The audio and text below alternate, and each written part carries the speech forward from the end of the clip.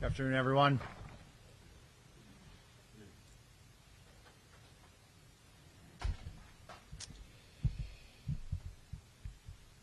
The assassination attempt of former President Donald Trump was a dark day for our country. I again extend my deepest sympathies to the family of Corey Comparator and sincere wishes for a swift recovery for Mr. Copenhaver and Mr. Dutch. The Secret Service takes full responsibility for the tragic events of July 13th. This was a mission failure. The sole responsibility of our agency is to make sure our protectees are never put in danger. We fell short of that in Butler, and I'm working to make sure that this failure does not happen again.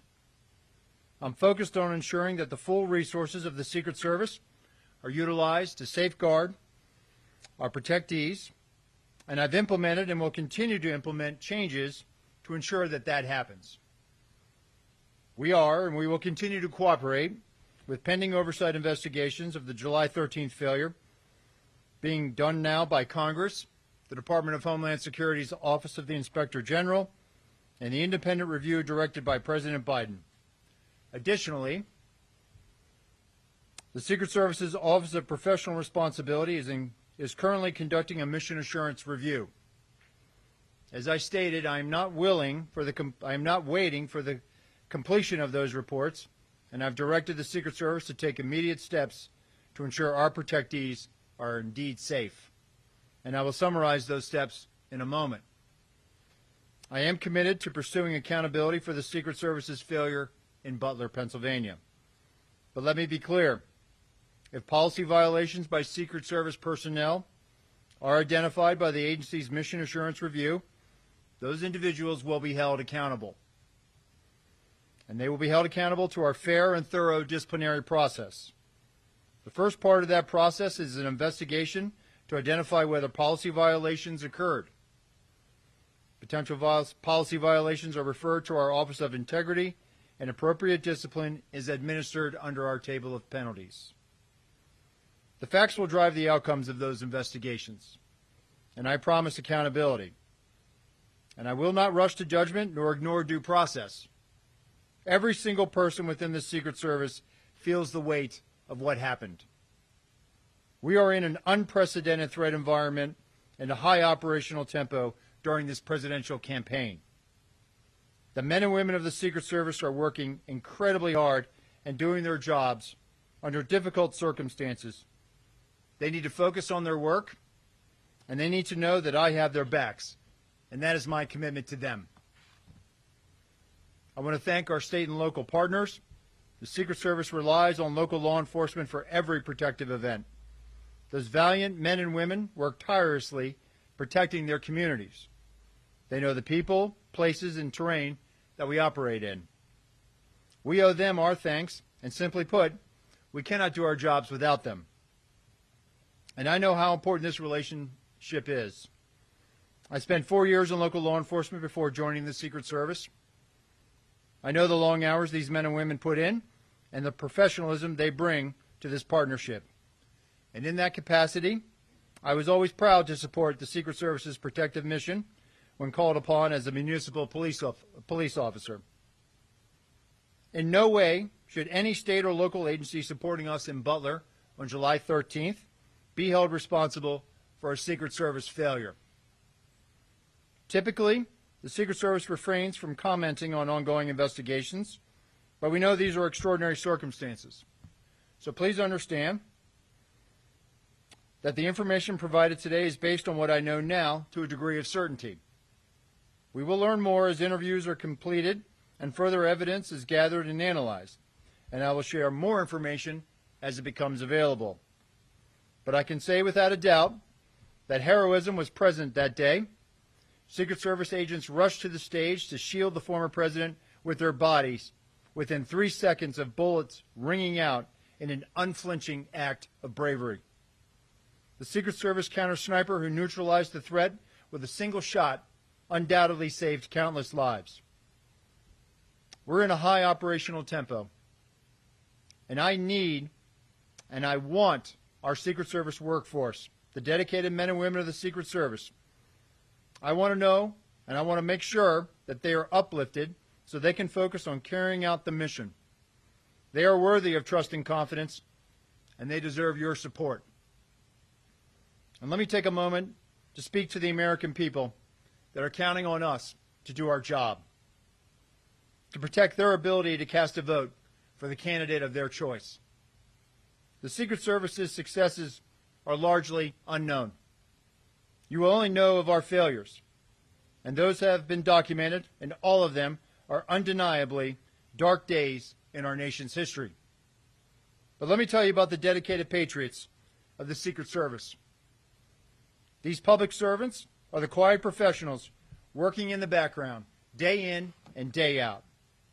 They are standing the watch, providing a blanket of protection to the people that work in the White House, to the thousands of people who attend political rallies and nominating conventions, to the thousands of American citizens who line Pennsylvania Avenue every 4 years on Inauguration Day to see the new president and the new vice president. And they are out there right now doing this mission. They are focused, and they live their professional lives committed to the values of this agency: justice, duty, loyalty, courage, and honesty. This is who we are, and this is what we do, and we will earn back your trust. I'll now provide a timeline of the visit to Butler, Pennsylvania. On July 8th, personnel assigned to the agency's Pittsburgh field office conducted planning meetings and a site walkthrough with law enforcement partners and campaign staff.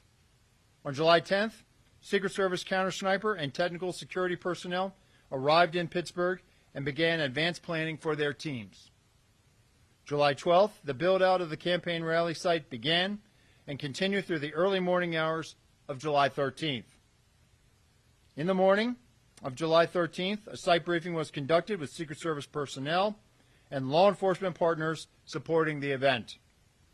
Secret Service personnel took their posts, and a technical security sweep of the protective site commenced prior to the site's opening to event staff, vendors, and to the public. At 12:30 p.m., the Secret Service opened the protective site to event staff and vendors, and then at 1 o'clock, magnetometer screening of the estimated 15,000 people attending the campaign rally event, staff, and vendors began. At 5:30 p.m., former President Trump arrived at the campaign rally via Secret Service motorcade, and at that time he met with supporters in a secure backstage area within the protective site. At 5:45 p.m., a local Butler County Emergency Services Unit counter-sniper team member texted the Secret Service counter-sniper team leader about a suspicious person and sent 2 photos of the individual, later identified as the assailant. At 5:53 p.m., the Secret Service counter-sniper team leader texted the Secret Service counter-sniper teams that local law enforcement was looking for a suspicious individual outside of the perimeter lurking around the AGR building. At this time, Secret Service personnel were operating with the knowledge that local law enforcement was working on an issue of a suspicious individual. The concept of local law enforcement working on such issues is common at sites. And on July 13th, there were over 100 calls for support. At 6 p.m., former President Trump took the stage to begin remarks. And based on what I know right now, neither the Secret Service counter-sniper teams nor members of the former president's security detail had any knowledge that there was a man on the roof of the AGR building with a firearm. It is my understanding that personnel were not aware the assailant had a firearm until they heard gunshots. At 6:11 p.m., a member of the former President Trump's protective detail contacted their Pittsburgh field office counterpart to inquire about the radio update that there was an issue local law enforcement was looking into near the perimeter. At 6:11 p.m., the assailant's first volley of 3 shots was fired, and within 3 seconds, the former president's detail rushed the stage and covered former President Trump, shielding him with their own bodies.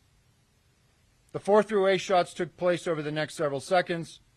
15.5 seconds after the assailant's first shot, a Secret Service counter-sniper fired a single round that neutralized the assailant. That concludes a quick, brief summary of the timeline. And with that, I'll turn it over to our staff here to begin any questions. Director, we're going to start with Fox News. David Spence with your question. Hi, sir. Thank you for doing this. You said earlier this week to Congress that you start again. You said earlier this week to Congress that you don't want to tip anything on the scale as far as disciplinary action is concerned. I need to ask you, since you testified, has anyone been suspended with or without pay? Has anyone been fired? And will you tell us as people are disciplined along the way, or is this something we're going to need to just constantly be asking? Or will you update and tell us 5 people have been fired, 6 people, 7 people? What can you tell us? Sure. Thank you for that question, David. So, as I said in my opening statement, there are going to be, there's the mission assurance review. If that mission assurance review is looking into if there were policy violations, at that point now, if in fact there were policy violations, at that point now it'll go into a parallel path of a disciplinary type of investigation. Those are internal investigations that deal with employee matters, so we're not going to be able to provide real-time updates or continuously to provide you updates on that. But what I will tell you is that these are very thorough investigations, and if in fact there were policy violations and they are substantiated, those employees will be held accountable. I think that if I just may, sir, people want accountability. You may not be able to tell us names or positions or something, but will you be able to say that people have been disciplined? People want to hear that there's some accountability here. I will be able to, at least at a high level, provide at least some type of statement that people are being accountable, being held accountable. If I may, and I appreciate this, Fox Digital obtained some new video of somebody on the roof, which we believe is the assailant that was running back and forth while President Trump was speaking. What do you make when you see of that? How does that go with this timeline here? Yeah, so it affirms to me, and again, and you heard this from the FBI, and they're still conducting interviews and looking at this. It even just affirms to me that this was a failure. We should have had better protection for the protectee. We should have had better coverage on that roof line. We should have had at least some other set of eyes from the Secret Service point of view covering that. That building was very close to that outer perimeter, and we should have had more of a presence. And so as far as the timeline of him running back and forth, I know the FBI has provided a bit of a chronology as well, and so I'd have to go back and look at that. But the bottom line is this, David. This was a Secret Service failure. That roof line should have been covered. We should have had better eyes on that. Thanks, Director. We're going to go to the Washington Post. Barry Stein, next question. Yeah, thank you so much for doing this. I have just a quick follow-up. Can you describe, you said there were 100 calls for support. Who those calls came from and what those looked like? And also, moving forward, do you anticipate, and if so, what any different changes in protocol between how Secret Service communicates or works with local law enforcement specifically as they work to secure events or other things? Yeah, thank you for that question. So with regards to calls for support, it was a very hot day that day. There was a lot of not only EMS type of calls to address people, but there were people that needed some other type of law enforcement assistance. This happens, candidly, happens a lot at outdoor rallies, where especially on hot days. So there was a lot of traffic, radio traffic on the local net about, hey, I need EMT here. So there was a lot of people that were needing assistance. With respect to the interoperability, so one of the things that I've directed is I've commissioned a task force. And that task force is going to be leveraging the resources of the Department of Homeland Security. It'll be co-chaired in all likelihood by someone from the Secret Service and someone from CISA. And I think we're also going to bring in some state and local law enforcement. The interoperability challenge, it's not an easy fix. It's not as simple as just trying to figure out the local frequency of the agency you're working with and then piping that into your radio network. It requires a substantial technical fix. In the meantime, before we can get to that, what I need to have is I need to make sure that our folks, when they're out there, we use a counterpart system. On the day in Butler, we had a Pennsylvania State Trooper in our security room. They also had a unified command post that had some of the other agencies that were on site that day. It is plainly obvious to me that we didn't have access to certain information, not by anybody's fault. It just so happened that there was a sense of urgency, that there might have been radio traffic that we missed. We have to do a better job of that. So moving forward, in addition to this task force that we'll provide more information on next week as we begin to stand that up, I've also directed all of our SACs, our special agents in charge of field offices across the country, to reevaluate where we put our security rooms. If a state or local sets up a unified command post, maybe we need to be in that room as well, as opposed to just being in another room and relying on that counterpart system. It was so apparent to me that in this incident, in the final 30 seconds, which has been the focus of what happened before the assailant opened fire, there was clearly radio transmissions that may have happened on that local radio net that we did not have. And so we have to do a better job of co-locating, leveraging that counterpart system, and this is going to drive our operations going forward.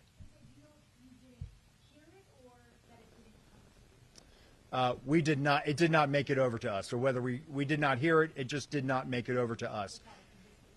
It did not make it to us. And I go back to my opening statement where the members of the detail, they did not. All they knew that the issue that the locals were working an issue at the president's 3 o'clock, which would have been off to his right, which is where the shot came from. Thanks, Victor. We're going to go to Rebecca Santana with the Associated Press. Just to follow quickly on that question of the 100, to clarify on the 100 calls that you got roughly that day, I understand a lot of them were heat related. How many specifically were suspicious people? Was this the only call, the eventual shooter that was a suspicious character? And then also can you clarify, did you guys have a drone on site? Did you try to use it? And if not, why did you not use the locals' offer of a drone? Sure. So as I understand it now, based on the information I have, there were other calls of suspicious individuals. And your other question was about drones? About the Drones. You Yeah. had a drone on site, it was a Secret Service drone, and what was the reason you couldn't Sure. use it? And then also there was this offer from the locals of somebody having a drone. Right. Why was that? So we did not have a drone on site. We did not put a drone up. Based on the information I have right now, I am aware that there was a request from a local agency to offer to fly a drone on that day. And that is also part of the mission assurance review that I've asked to get some better insight in. One of the other changes that I implemented when I became the acting director is we are now going to leverage the use of unmanned aerial systems at sites now. So we are putting those assets out, and we should have had better line of sight on some of those high ground concerns. We thought we might have had it covered with the human eye, but clearly we are going to change our approach now, and we are going to leverage technology and put those unmanned aerial systems up. We're going to go to Nicole Skanda with CBS News. Thank you so much for doing this. You mentioned that there were text messages from Butler ESU to U.S. Secret Service counter snipers. I'm curious if that is routine. There were 2 communication channels at the Butler rally, and you referenced earlier this week it appears that information was stuck or siloed at the state and local channel. What was the plan to relay information from locals to the Secret Service initially? What is the protocol? And I just have one follow-up. Sure. So, Nicole, we use that counterpart system, right? And so the teams, especially on the tactical side, when it comes to the tactical, our counter-assault team, they actually had an embed with them from the local TAC team. And they had that radio net as well with Pennsylvania State Police. With respect to the counter snipers, they were using cellular or telephone text communications. At this point, moving forward, what I have directed now is that everybody should be using the radio net. And if we don't have the ability to pipe in or leverage that counterpart system, that's one of the things that we're looking at now. We should be able to have direct comms with the people that are supporting us, and that's moving forward. That's what I have directed. So just to clarify, U.S. Secret Service counter snipers did not have radio communications. Not with the local CS folks that were providing a support.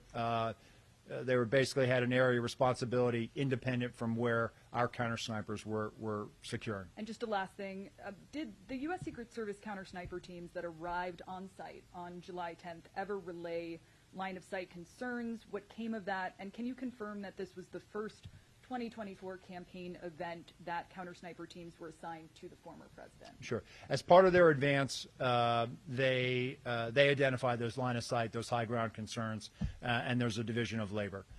With respect to the whether or not this was the first time, it was. It was the first time Secret Service counter snipers were deployed to support the former president's detail. Go to Eileen Sullivan with the New York Times. Hi, thanks so much for doing this. I have a question about the review that you did, the picture that you showed in the Senate the other day of the vantage point that the local snipers had. How do you know that that's the window that they were actually posted at? Because they're saying that they're on a completely other side of the building. And related to that, has the Secret Service actually interviewed the snipers that were in the AGR building? So thank you for that. So once the FBI had released the Butler Farm Show site, we were able to take custody of it, and we sent the full resources of our Office of Investigations, which included the Forensic Services Division. We did a full site reconstruction, and this is part of our ongoing mission assurance review. As part of that, that also included the plotting and also trying to identify where not only our personnel were, but also where state and local law enforcement were. And then the second part of your question was? Well, so, I mean, how did you identify where they were? And have you interviewed the local snipers? So the mission assurance, we're starting with our federal personnel and working out. We will get, if they're willing to be interviewed, we will ask for the local law enforcement on site to be interviewed that day. How we went back and reconstructed that was based on what we had based on the ops plan, and then also based on what our own folks, as they understood it on the day of. Well, but I mean, you talked a lot about how you may not have been as specific as you need to be. So how do you know that they were in that window, that if they looked left, they could have seen something? Because they're saying there's no way they couldn't see any of the roofs from where they were posted at the other side. So I think what we'll do is we'll let the mission assurance play that out, and we'll look forward to interviewing them and definitely getting their side of the story. But what I also want to reiterate is this was a Secret Service failure, and so they should not be blamed. We're not trying to shift blame to anybody, and that's the important takeaway, that we need our state and local partners out there doing this with us every day. Thanks, Director. We're going to go to Peter Thomas at ABC News. Director, thank you for taking the time. Just a couple questions, if you could walk us through some things to help us better understand. Have you gotten to the bottom of why there was no one stationed on the roof from a law enforcement perspective, and why there was no one there to secure the building to make sure no one could get up there? Have you gotten any clarity on why those two lapses in security were in place? And I have a couple quick follow-ups. Sure. It's something that, again, having been there the day after I was named the acting director, I wanted to put eyes on and go up there and see it. Yes, and looking at that site, it really, seeing how close that site was to the stage, seeing where it was, it definitely raised a lot of questions in my mind that there should have been physical presence, if not on the roof, that there should have been better security to prevent anyone from getting up on that roof. Moving forward, I've directed our Office of Protective Operations and our Special Operations Division now that when we are up operational and we have counter snipers out there, that we're working with locals, and that they in fact will also be out present. At the very least, the presence of a law enforcement officer can deter a lot of bad activity. Having been a local police officer, I will never know how many crimes I prevented just by being there, just by walking the street and being out there. And so moving forward, one of the things that we want to do is we want to deter people from even thinking about trying to do something like this again. And the only way we can do that is leveraging not only the resources that we have, but the resources of our state and locals and putting them out there in an overt presence. Two very quick follow-ups. You talked at length at the hearing the other day about the system that did not operate that could detect drones. Can you describe a little bit of how that works? Does that go in the sky itself to detect the drones? And then finally, the interoperability issue. I'm clear in terms of that Secret Service radios were not communicating with the locals. But you had people in the command post, right, who in theory could hear and know some basics of what was going on. Is that am I understanding that correctly? So with respect to the counter UAS, Pierre, I don't want to get into too much sensitive information, but what I can tell you is it allows that asset allows the geolocation to be able to plot where a drone is within a certain distance of how we set up. So think of it as like geofencing, and then being able to pinpoint and detect where that is. And with respect to the agency that was, we had Pennsylvania State Police, but it appears that there was really a big sense of urgency going on, and the state and locals were doing everything they possibly could to try to find the assailant. He had already come to their attention. They were actively trying to find him, and I believe everyone was doing their level best to try to locate him. But there could have been other agencies that were putting out radio transmissions, and this is something that we'll work with the FBI to get further on. But those radio transmissions might have just been back to the unified command post and maybe not have made it over the Pennsylvania State Police here. But that's something that we're going to look into, and definitely something that we are moving forward. We definitely want to remedy this going forward. But your Secret Service personnel in the command post had some sense that something was going on based on what they were being told about the radio traffic. Yes, that they were working an issue at the 3 o'clock of the stage. We'll go to Andrew Goodsworth with Reuters. Thanks for doing this. I wanted to ask you about changes moving forward. Former President Trump has said he wants to continue having outdoor rallies. What specifically will be different at the next rally that wasn't the case in Butler? And if I could ask a follow-up to, do you have information in the 30 seconds after the gunman was confronted on the roof by a local law enforcement officer that there were local law enforcement trying to communicate with the Secret Service that there was someone on the roof with a gun and that transmission was the one that was missed?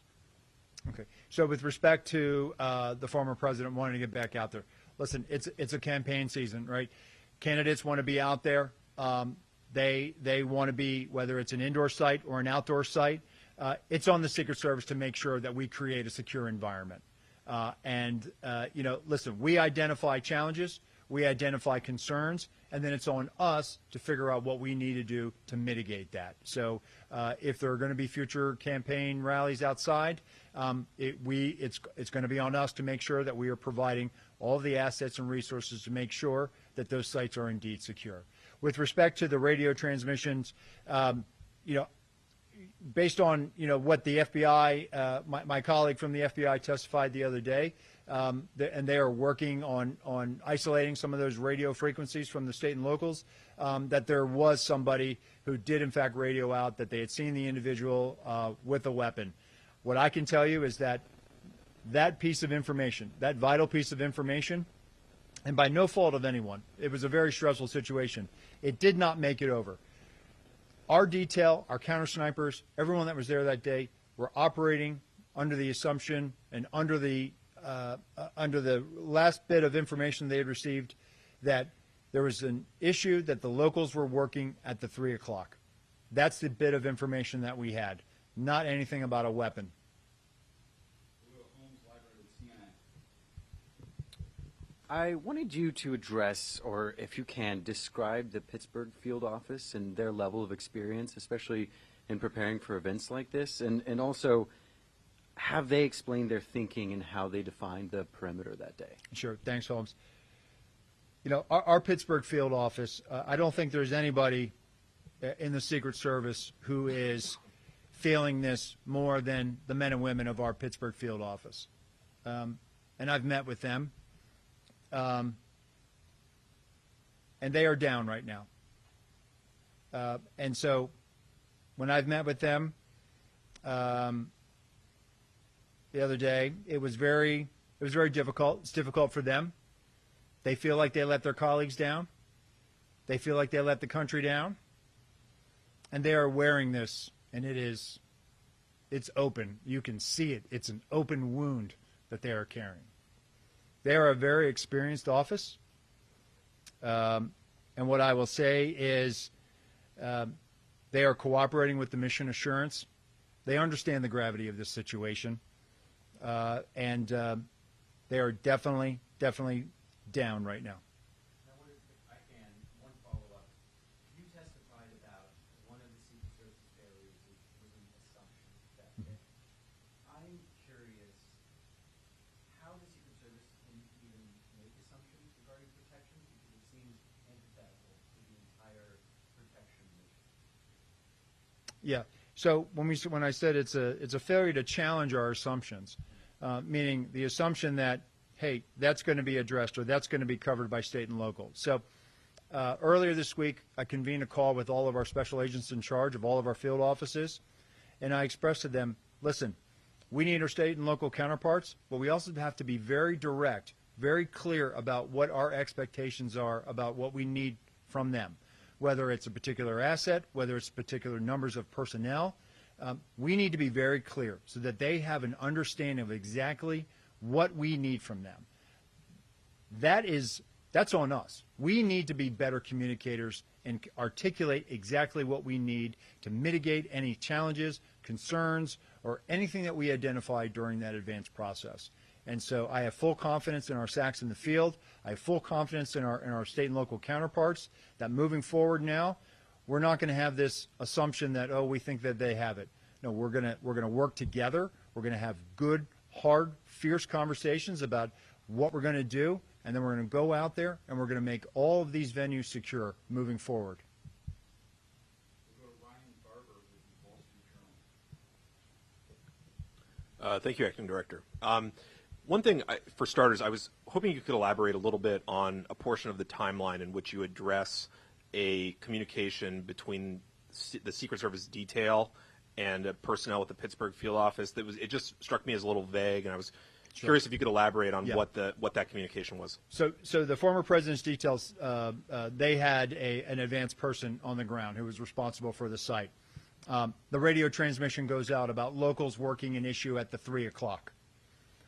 The member of that detail called their Pittsburgh field office counterpart. Hey, what do you know about this? In the midst, right in the middle of that phone conversation, the shots begin firing. So that's the context of it. And sorry if I missed. Could you say how they became aware of the locals working an issue in the first place to even have that conversation with? That was the radio transmission that was put out by our security room. I got it. Okay. Just to follow up, I'm curious about you mentioned that this was the first event where Secret Service counter snipers had been assigned as part of the security for former President Trump. To what extent do you think that factored into what were ultimately shown to be the failures? Just that this was a first time, at least in a while, in his capacity as a former president, that they were there on the site. So the novelty of it. Sorry. Sure. So let me just clarify one thing. This was the first time that Secret Service counter snipers, but the former president at campaign rallies has actually been getting state and local resources. So tactical assets, counter snipers from state and locals. So with respect to why they were there in Butler, listen, we evaluate our threat landscape every day. We calibrate based on that threat. We evaluated a threat stream that we have, and we put our Secret Service counter sniper personnel out there. And looking back, it was very fortunate that we did. But the former president will have counter sniper coverage moving forward, as will the president, the vice president, Senator Vance, and then we'll await the eventual Democratic vice presidential nominee. We are going to put full resources out there to make sure that our campaign cadence now is obviously picked up, and we're going to make sure that we have all the resources out there to address any challenges that we have. We'll go in the front, Julia Ainsley with NBC News. Thank you. As you're doing this review, are you looking at the days leading up to this event and the instructions that you gave to state and local and federal partners? I know in the past there used to be a PowerPoint presentation that was given before events like this, where people who were part of each unit in the Secret Service would stand up, go through the mission, who was assigned to them, what they'd be doing. I understand that did not happen in this case and hasn't been happening for some time prior. Is that something you think was missing here? Is that something you might review and bring back? And do you also think the Secret Service is too reliant on state, local, and federal partners? I mean, you have almost 2,000 HSI agents helping in events coming this fall. That's a third of their workforce, and it takes a lot from state and locals as well. So first, would you bring back the PowerPoint? Do you think there should have been more planning? And are you too reliant on state and local and other partners? Thanks, Julia. So that will be part of the mission assurance, the communications and what was communicated leading up to it.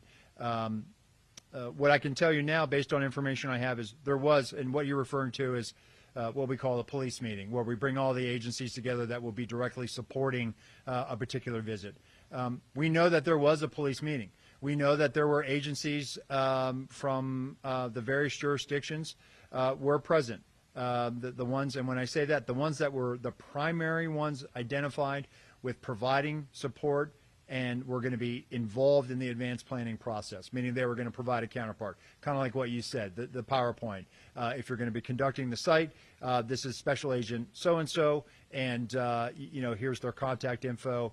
And then usually at the end of that meeting, everyone kind of goes off and they form up and they go over, how they're going to go out and do the walkthroughs and identify some of the things. Based on the information, I don't know about the PowerPoint. I can tell you that there was a police meeting. With respect to the PowerPoint, I certainly think that visuals are always good. I think that if we're not using it, we certainly will. But that goes back to my direction that we have to be very specific about what we're communicating and what our expectations are moving forward. With respect to the reliance on state and local law enforcement, listen, there are 700,000 full-time law enforcement officers, over 700,000 full-time law enforcement officers in the United States. The majority of prosecutions in the criminal justice system in the United States are done by state and locals. That's a result of criminal investigations that they do every day in their communities to keep them safe. Over 135 officers died last year serving their communities, federal, state, and local. 47 of them died by violent means, gunfire. There's not an over-reliance on them. They're out there every day securing their communities. They know the terrain. They know the people. More importantly, they know the local laws. If you're in a state where it's open carry, we're going to rely on them to enforce local laws. I, as a federal agent, cannot go out there and enforce the laws of the Commonwealth of Pennsylvania. I need those state and local law enforcement officers. So I would push back on that. With respect to leveraging other federal partners, when we were in the Department of Treasury and I was a brand new agent, I would stand post during a campaign year with agents from ATF, IRS criminal investigations. We were all one big happy family. Customs. Customs moved over to DHS just like we did. So we do this every 4 years. We rely on those partners. We use them during national special security events like the Democratic National Convention, the United Nations General Assembly, the presidential inauguration. Those are whole of government security operations, which the Secret Service is the lead planning for, and we're going to bring in partners from across the government. I don't feel that it's an over-reliance. It's something that we have done going back to our days at Treasury, and we're going to continue to do that. We need those partners, and we need those state and local officers. Sure.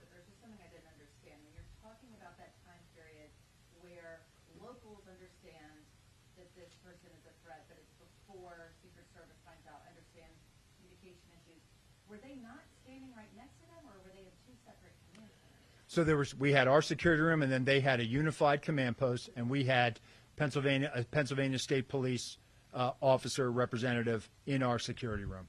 There was no Secret Service agent in the unified? No, there was not. Are there typically two separate command centers? That was unique. As I understand it, that's an emergency management model that they use. As I mentioned in that conversation with our special agents in charge in the field, I've directed them, hey, we need to rethink where we put our security room. If the large majority of our partners are in a unified command post or in a different location, we need to probably be there too. And so we have to rethink how we, where we put our security rooms, and we are in fact doing that now moving forward. So let's go to Ellen Gilmer with Bloomberg. We'll do the pool. If there's time for follow-up, we got to take 2 minutes. Thanks so much. Appropriators in Congress this week delayed consideration of DHS's budget for fiscal 25. They want to know more about what Secret Service needs. I know you said Tuesday, obviously every agency head is always going to say they need more resources, but can you be kind of specific about what resource needs there may be, particularly when we're looking at the technology issues, radio transmissions, Sure. the CUAS system? So following this, we have had tremendous support from the Department of Homeland Security and from the Secretary. And we have, in fact, looked at all of these needs. Given this dynamic, high-threat environment that we're operating in order to meet this, we can meet this now. But it is going to require additional investments and resources, and we are having those conversations. We certainly we've had great support not only from the department, but also our appropriations committees, and we are working through kind of what our needs are right now. We will have future conversations about this, and we are appreciative that everyone is really coming together to make sure that we have what we need to meet this high threat. And some senators have started to bring up that whole chestnut of should Secret Service be in DHS. Is that a conversation that you think is productive at this time? Listen, that's not for me to weigh in on, but what I will tell you is, there's also a lot of discussion about why should the Secret Service do criminal investigations. And what I will say is this. We were founded in 1865 as an investigative entity. It's in our DNA. I firmly believe that the best protection agents learn those skills being criminal investigators. You learn how to interact with people. You learn organizational skills. You learn to be analytical. Those are all traits that you need to have when you're on a detail. Moreover, if you look at where we are today, buildings, communities, everything is interconnected. And so we have a particular expertise in cyber and in cybercrime and critical systems protection. And so when you overlay that investigative skill set that we have, it's more than just securing the president or our protectees in a brick and mortar setting. It's also protecting them from things that make them vulnerable due to cyber. And so the only way to learn those skills, to be able to detect, to be able to analyze, to be able to make sure that we are hardening not only cyber systems, but hardening a building that is fed by cyber systems, the only way to gain that experience, that knowledge, is to be able to do criminal investigations. Additionally, it is within our investigative authority to follow up on threats. People make threats to the president and the people we protect every day. We need to have that domestic and international network of field offices to be able to track down those threats. And if necessary, bring those people to justice and present them to a U.S. Attorney's Office. So I know there's been a lot of talk. Should we or shouldn't we? Should we do this? Should we be in DHS? The bottom line is this. If you want the Secret Service to continue to be the Secret Service and be effective at what it does, it needs to be doing investigations, and it probably needs to be in the Department of Homeland Security until Congress or others have an opportunity to weigh in. The last question, we're going to go to the pool for those that couldn't be here today. Jake, yes. Just a quick question. There's a report that a whistleblower has alleged that you personally directed cuts to the counter-surveillance division, which led to the threat assessments team failing to perform its duties that it typically would before the Butler rally. Is that accurate? Is that allegation accurate?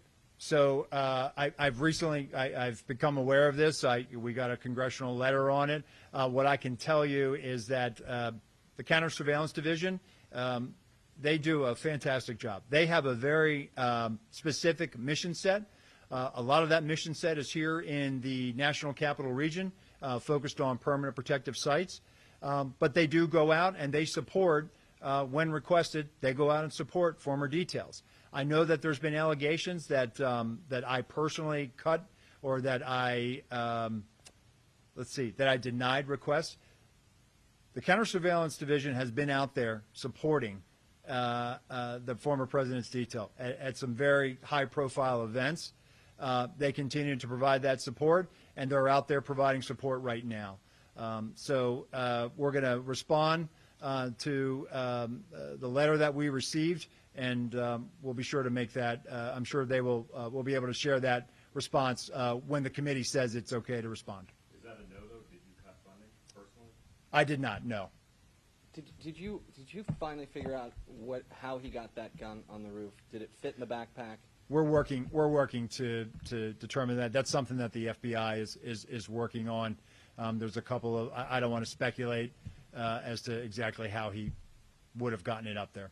Director Rowe, the 2024 campaign is heating up. Y'all are adding more and more candidates to your protected list. Any shorter protection of those candidates? So we have already trained numerous details to be able to mobilize, to pick up multiple candidates. Most of the presidential campaign activity usually picks up coming out of the conventions. So we are prepared for this. It's just that now we are in such a heightened dynamic environment.